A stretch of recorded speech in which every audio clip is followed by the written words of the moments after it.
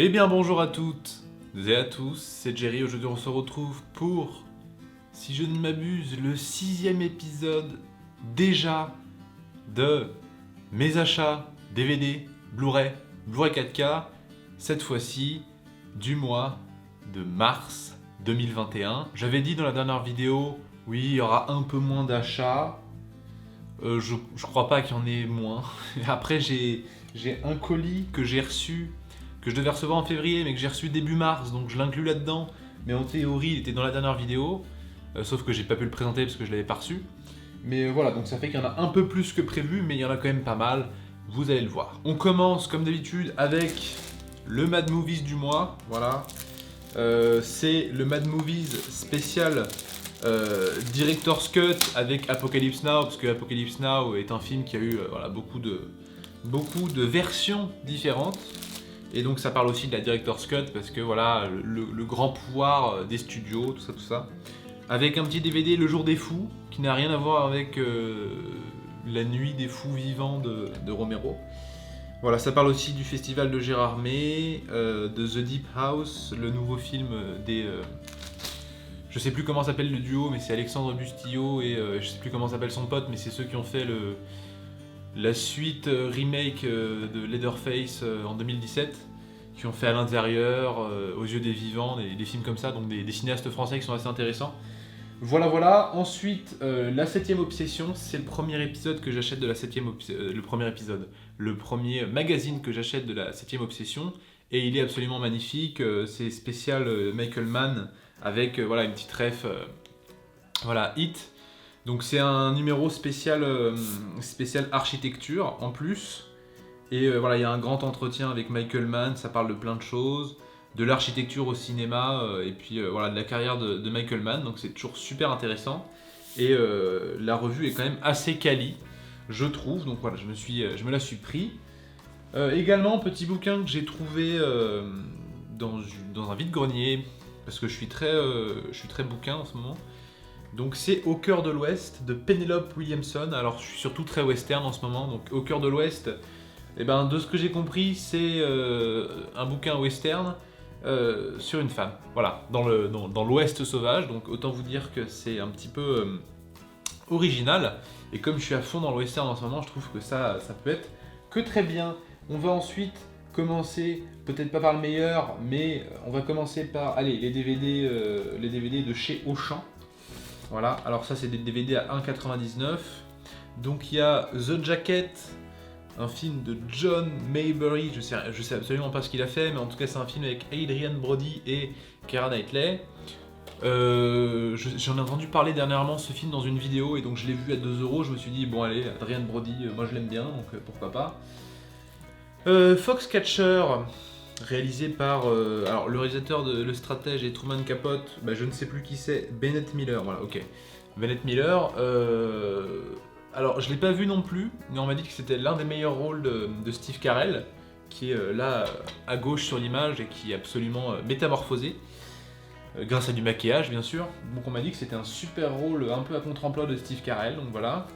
Ensuite j'ai pris Ezra, un film de Newton I. Adwaka, un film spécial Arte, donc en général les films Arte, enfin c'est un docu je pense. Docu ou fiction ? Fiction, non fiction, mais c'est une fiction style documentaire. Donc c'est une fiction Arte, donc en général les trucs Arte sont très quali. Donc là voilà, c'est un truc sur les enfants soldats en Afrique. Donc un bon programme pour la joie et la bonne humeur. Ensuite, Wall Street de Oliver Stone avec Michael Douglas et Shia LaBeouf. Ça date de 2010 ce truc, je sais plus. Ça date de 2010, voilà. Oliver Stone, bon, super réal. Celui-là je l'ai pas vu pour le coup. Il paraît qu'il est sympathique. Ensuite, alors ça, je vous avoue que j'ai vu Sean Connery, Wesley Snipes, je me suis dit bon, des fois il en faut peu. Tiré de l'imagination du créateur de Jurassic Park et le 13e guerrier, bien sûr, Michael Crichton. C'est réalisé par Philip Kaufman, donc c'est un nom assez connu, Kaufman. Mais je sais pas si le film est bien, mais bon voilà, Wesley Snipes est suffisamment rare au cinéma pour que j'ai été content de le voir avec Sean Connery, plus voilà. Ensuite, Aude Thomas contre les créatures de l'ombre, un film de Stephen Sommers avec Anton Yelchin et William Dafoe, que j'ai pris uniquement parce que j'ai vu la dernière vidéo de Monsieur Bobine, que cette équipe de salopards m'ont fait acheter. Enfin, ça m'a donné envie d'acheter Van Helsing pour le revoir. Je l'ai pris en 4K parce qu'il était pas cher. Et j'avais jamais entendu parler de Aude Thomas avant. Et donc ils en parlaient dans la vidéo. Je l'ai vu comme ça un peu au hasard. Donc je me suis dit, bon, bah, pourquoi pas, autant le regarder. Ça ne coûte que 2 euros, entre guillemets. Et enfin, j'ai pris Le Bon Gros Géant, puisque je ne l'ai toujours pas vu, que c'est l'un des seuls Spielberg que je n'ai pas vu, et c'est l'un des seuls Spielberg qui me donne pas vraiment envie enfin, j'ai pas très envie de le voir. Parce que j'ai un a priori un peu négatif dessus au vu des critiques. Mais voilà, j'ai quasiment toute la filmographie de Spielberg en format physique maintenant. Et enfin, d'ailleurs, vous verrez dans la suite de la vidéo, parce qu'il va y en avoir du Spielberg. Et donc, bon, voilà, je me suis procuré en DVD pour 2 euros. Comme ça, au moins, s'il ne me plaît pas, je le revendrai. Et puis, ça ne m'aura pas coûté grand-chose. Ensuite, parlons des DVD et Blu-ray achetés chez Carrefour. Donc déjà, on a un petit film de Orson Welles, La Splendeur des Amberson. C'est le deuxième film d'Orson Welles, réalisateur de Citizen Kane, voilà, pas besoin de le présenter.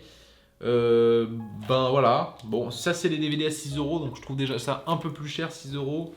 Mais c'est un film relativement rare, donc voilà, ça s'excuse. J'en ai vu pas mal d'extraits de ce film, que ce soit en cours les années précédentes ou cette année. Et donc du coup je me suis dit bon, il serait peut-être temps de le voir quand même, parce que le film a l'air quand même relativement magnifique. Ensuite il y a le Moby Dick de John Huston avec Gregory Peck. Je suis assez fan de l'histoire de Moby Dick, voilà. C'est une histoire assez basique, mais finalement c'est une histoire qui montre un petit peu l'inutilité de la haine et de la vengeance, tous ces trucs comme ça. On va pas rentrer dans le débat, mais voilà, c'est un film que je n'ai pas vu. Enfin, en fait, j'en ai vu quasiment. Enfin, je vais pas dire que j'ai vu aucun Moby Dick, mais en tout cas, dans ceux que j'ai vus, c'est pas les bons que j'ai vus. Voilà. Parce qu'il y a celui-là qui est très bien. Il y en a un autre qui a été fait un peu plus tard. Il y en a un que j'ai vu qui est avec. J'oublie à chaque fois son nom, celui qui joue dans Star Trek. Non, pas dans Star. Si, dans Star Trek. Enfin, il joue dans X-Men aussi. Enfin bon, bref, le chauve là. Donc il y a une version avec lui. Donc cette version-là, je l'ai pas vue, mais ça date de 56. Donc je suis très curieux de voir comment ils ont fait Moby Dick à l'époque. Je sais que c'est un peu à base de maquettes et tout ça, et moi c'est des trucs qui me plaisent bien, donc voilà, autant le voir. En plus, John Huston, c'est quand même un sacré réalisateur, hein, on peut le dire. Ensuite, toujours chez Carrefour, nous avons Alois Nobel, je ne sais pas. Alors ça, j'ai vu ça, je me suis dit qu'est-ce que c'est que ce truc? C'est en noir et blanc, c'est un film d'animation en noir et blanc. Bon voilà, c'est un film qui a des critiques relativement positives. Et c'est en fait voilà, un film d'animation en noir et blanc. J'en ai jamais entendu parler avant. Je me suis dit des fois, de temps en temps, c'est bien d'acheter un film sans vraiment savoir ce qu'on va regarder. Et donc ça c'est l'exemple parfait, je sais à peine de quoi ça parle. Donc voilà, c'est un film qui me tente bien. Ensuite, on a le L de Paul Verhoeven avec Isabelle Huppert, que j'avais déjà en DVD, mais autant vous dire que quand je l'ai vu à 4 euros en Blu-ray, je me suis dit bon, bah, autant upgrader en Blu-ray comme on dit. Je ne l'ai pas vu celui-là, mais tout ce que je sais c'est que Isabelle Huppert est une actrice absolument fantastique, et que je suis à peu près certain qu'elle sera bonne dans ce rôle, comme je suis à peu près certain que Verhoeven, il fera un excellent film. Mais voilà, il faut encore que je le voie celui-là. Et enfin, Une nuit en enfer, parce que celui-là je l'ai déjà vu il y a un moment, mais pareil en Blu-ray à 4 euros, je me suis dit bon, c'est toujours ça de gagner. C'est très sympa, il y a un retournement de situation, enfin, si vous ne l'avez pas vu, il y a un retournement de situation à un moment qui est assez sympathique, donc voilà, ça peut être marrant à regarder si vous ne l'avez jamais vu. On passe ensuite au truc déjà un petit peu plus... Bon, allez, on va passer au truc d'occasion avant de passer au Blu-ray 4K, parce qu'il y a du Blu-ray 4K, il y a du lourd, il y a du très très lourd. Alors, par quoi je commence? Bon, allez, je commence par ça. Ichi the Killer. Alors on voit pas parce qu'il y a le logo ici évidemment. Ichi the Killer, un film de Takashi Miike, qui est sur ma liste de films à voir, qui est un film sur c'est un slasher mais pas vraiment un slasher. Donc de ce que j'ai compris, ce mec-là, c'est un tueur, quoi, en gros, voilà. C'est un film de Takashi Miike, donc Audition, La mort en ligne, tout ce truc comme ça. Apparemment, c'est très très gore, hein. Enfin bon, si vous avez vu Audition, vous savez un petit peu à quoi vous attendre. À base de fils, de cordes à piano qui découpent des talons d'Achille, voilà. Donc Ichi the Killer, je l'ai payé 9€, d'occasion c'est un peu cher, je vous l'accorde, mais c'est la première fois que je le vois comme ça, donc bon, en plus l'édition est assez belle, il y a pas mal de bonus, pourquoi pas, hein, des fois il faut se faire plaisir. Ensuite, Monster, et non pas Monsters de Gareth Edwards, Monster qui est, me semble-t-il, le premier film de Patty Jenkins, ou en tout cas l'un des premiers films qu'il a rendu célèbre, qui a eu en plus voilà, l'Oscar, la meilleure actrice pour Charlize Theron. C'est un film sur une tueuse en série, voilà. Apparemment c'est un bon film, voilà. Bon, il a eu un Oscar, donc je me dis peut-être, éventuellement. Bon, Patty Jenkins, moi je vous avoue que Wonder Woman, je suis pas un peu mitigé, mais ça me tente bien, voilà. En plus, bon Charlize Theron, voilà, je pense qu'il n'y a pas grand-chose à redire. Et enfin, alors celui-là, j'étais extrêmement content de le trouver, c'était pareil en vide-grenier, Starman de John Carpenter, qui est un petit peu... Carpenter a fait The Thing, qui est sorti la même année que E.T., et puis le truc c'est que E.T. a été un immense succès, et que Starman a été... The Thing a été un immense bide, et en fait il a fait Starman après pour un petit peu se venger, entre guillemets, qui est sa version à lui de E.T., je l'ai pas vu, et il paraît que c'est très très bien. Donc voilà, de toute façon Carpenter, hormis quelques erreurs de parcours vers la fin de sa carrière, bon, c'est malheureux, mais quand on vieillit, on fait des choses parfois, voilà. Enfin, bon allez, je vais vous présenter ça, Dark Age, un film australien, alors je saurais pas vous dire le nom du réal, Arch Nicholson, voilà, c'est ça. C'est un film de crocodile australien, sachant que c'est un Blu-ray importé, hein, donc autant vous dire que il n'y a pas de sous-titres en français, et je suis même pas sûr qu'il y ait des sous-titres en anglais, parce que la seule chose qui a marqué en sous-titres en bas, c'est English for les personnes sourdes et malentendantes, en gros. Donc après je l'ai acheté parce que c'est un film que je veux voir depuis très longtemps et qu'il est très difficile à trouver, et je me suis dit bon, à la limite, ça m'arrive de temps en temps de regarder les films en full anglais sans sous-titres. Moi, il y a un truc que j'aime bien faire aussi, c'est regarder des films en version originale, c'est souvent en anglais, et les regarder quand même avec des sous-titres anglais, histoire de quand même piger, parce que des fois, ça va, dans certains films où ça va très très vite, ou des films où il y a des accents assez imposants, c'est toujours bien de savoir ce qui se passe, quoi, des fois c'est compliqué. Par exemple, si je prends l'exemple de... Comment ça s'appelle ce film déjà ? Godzilla Resurgence, le dernier, Shin Godzilla, pas le dernier du coup, mais le dernier Godzilla japonais en tout cas, Shin Godzilla, qui n'a pas été distribué en France parce que la Toho, en fait, ils vendent leurs droits pour le format physique extrêmement cher, donc personne ne veut se risquer à mettre des centaines de milliers d'euros dans les droits pour éditer les Godzilla, en sachant que c'est un public de niche, quoi. Déjà de base, le format physique c'est un public de niche, mais alors en plus Godzilla c'est encore plus de niche. Mais bon voilà, donc c'est l'exemple de ces films, et voilà, du coup Shin Godzilla je l'avais vu j'ai le Blu-ray, il y a soit le japonais, soit l'anglais. L'anglais qui est, du coup c'est doublé, hein, bon, pour je dire au point où on en est, je vais pas apprendre le japonais juste pour voir Shin Godzilla. Mais du coup en full anglais c'est compliqué. Parce qu'à la limite quand il y a des sous-titres anglais, pourquoi pas, mais en full anglais ça peut vite devenir... Enfin en tout cas il faut être à 100% dans le film, parce que sinon tu perds le film. Mais voilà, celui-là, j'adore les films de croco, enfin vous le savez, les films d'attaques animales, moi depuis Les Dents de la Mer, hein, depuis gamin j'adore ces films-là, ça me passionne, voilà. Et enfin on passe, alors après il y a le colis aussi, mais on passe au Blu-ray 4K. Alors E.T. en 4K que j'ai trouvé pour 14,99€, 9 sous blister. Alors 9 sous blister, mais je viens d'entendre qu'il y a un disque à l'intérieur qui va le dingue, donc du coup il va plus être 9, mais bon ça c'est un détail. Donc pour 14,99€ ça va, parce que je crois qu'il est assez dur à trouver en ce moment E.T. En 4K en plus. Il y avait un steelbook à une époque que je voulais me procurer, mais le problème avec les steelbooks c'est moi ça me fait chier parce qu'ils sont vite en rupture de stock et ils en refont pas, et après ils vendent les steelbooks 80 balles, à un moment faut arrêter, quoi, c'est n'importe quoi. Ensuite, y a du Spielberg encore en 4K après, mais ça du coup c'est... voilà, E.T. je l'ai trouvé pour 15€ chez Easy Cash, 9 sous blister. Et là du coup... Non, celui-là je l'ai pas encore... Alors, celui-là, du coup The Revenant en 4K, parce qu'on m'a dit que c'était l'un des plus beaux Blu-ray 4K du marché, donc bon en plus comme... pour la petite anecdote, en fait moi je l'ai vu au cinéma The Revenant, j'avais relativement bien aimé, sauf qu'en fait pendant environ 20 minutes du film, j'ai été pris d'une maladie intestinale dénommée... on pourrait dire la chiasse, mais mais c'est-à-dire que j'ai eu, pendant ce film, enfin c'est que j'étais malade en fait quand je suis allé voir ce film, et j'ai eu un moment une petite remontée au niveau de l'estomac, et je me suis dit bah tiens je vais aller aux toilettes. Puis je suis revenu, donc c'est la seule fois de ma vie où j'ai vraiment... D'habitude je ne suis jamais sorti d'une salle de cinéma. Bon là c'était un petit peu... c'était soit ça, soit je me faisais dessus quoi, donc à un moment... mais c'était à l'époque, hein, je vous rassure, c'est pas récent, hein. Mais voilà, en tout cas... du coup, il y a 20 minutes du film que j'ai jamais vraiment vu.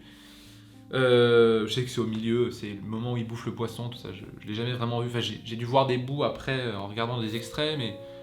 donc voilà, je l'ai jamais revu depuis, sachant que ça reste un film très très beau, hein, même si on n'est pas forcément d'accord avec... Enfin, que ça reste un film un peu d'auteur, mais un petit peu ce que j'appelle un film de petit malin, hein, parce qu'il faut reconnaître quand même que Inaritu, celui qui a fait le film, celui qui a fait Birdman, et je veux dire Birdman, on peut difficilement faire film de petit malin, hein. Donc voilà. Ensuite il y a 3 Blu-ray 4K que j'ai acheté, que j'ai acheté chez ESC, parce que donc du coup maintenant ils sont en partenariat avec Paramount, donc c'est eux qui éditent les films Paramount chez eux. Et il y avait une promo pour 3 DVD, pour 3 Blu-ray 4K achetés, pour 2 Blu-ray 4K achetés, le troisième est offert. Voilà, j'espère que c'est clair. Donc, c'est simple. La guerre des mondes de Spielberg en 4K. Bon, lui, je l'ai vu, pour le coup, c'est très bien. Pas grand chose à en dire, moi, personnellement. Mais c'est très très bien comme film. Donc voilà, en Blu-ray 4K, c'est l'occasion de le voir en 4K, parce que je l'ai vu qu'en DVD, celui-là. Ensuite, Il faut sauver le soldat Ryan en 4K. Celui-là, je suis très content d'avoir pu le choper, parce que du coup, moi j'adore le soldat Ryan. Et enfin le film, pas le soldat Ryan, mais j'adore ce film. Et du coup en 4K, il paraît qu'il est très très beau. Donc voilà, ce sera pareil l'occasion de le découvrir. Il y a plein de bonus, c'est super. Et La vie est belle de Frank Capra, que je n'ai pas vu, hein, au passage. Même si, bon, il y a La vie est belle de 97-98, qui n'a rien à voir, hein, c'est sur l'Holocauste. Et là, La vie est belle de Frank Capra avec James Stewart, qui est un film de Noël, voilà. Donc il était en 4K, je me suis dit, bah, ce sera l'occasion de le voir dans une qualité restaurée de qualité, parce que c'est un film de 1946, non, je sais pas. Enfin, il me semble que c'est un film des années 40 en tout cas, ça doit être 45-46, quelque chose comme ça. Et enfin, bon ça va, on n'est pas trop mal niveau timing. Et enfin, le colis, donc voilà, celui qui est arrivé en début mars alors qu'il devait initialement arriver en février. C'est tout simplement un colis de chez Carlotta. C'est tout simplement en fait les sorties du mois qu'ils ont fait. Donc voilà, c'est encore c'est 9 sous blister littéralement. Alors, donc il y a Jabba Wookie, Wookie, rien à voir avec Star Wars, qui est le premier film de Terry Gilliam, mais le premier film en réalisateur seul, quoi, parce qu'ils ont déjà fait des films ensemble, hein, les Monty Python. Mais donc qui est un film avec un dragon qui martyrise un village et un preux chevalier qui est chargé de s'en débarrasser. Bien évidemment, c'est Terry Gilliam, donc il ne faut pas s'attendre à ce à quoi on pourrait s'attendre. Donc voilà, je l'ai jamais vu celui-là pour le coup, mais je suis assez fan de Terry Gilliam, quoique même si j'ai pas vu son dernier film qu'il a mis 20-30 ans à faire, là, L'homme qui tua Don Quichotte. Mais voilà, Terry Gilliam, je suis assez fan. Et ensuite, on a les deux Ultimate. C'est quoi déjà le nom de ces coffrets ? À chaque fois, j'oublie. C'est édition Prestige Limitée Combo Blu-ray. Enfin, c'est une édition Ultimate, quoi. Donc, Jardin de pierre. Donc, c'est deux films de Coppola. Voilà. Je les mets tous les deux, comme ça, voilà. Donc, il y a Jardin de pierre et Peggy Sue s'est mariée. Deux films que je n'ai pas vus. Parce que c'est deux films assez méconnus de la filmo de Coppola. hormis ses premiers films, hormis ses premiers films, style Dementia 13, ce genre de trucs, qui sont vraiment des trucs assez underground.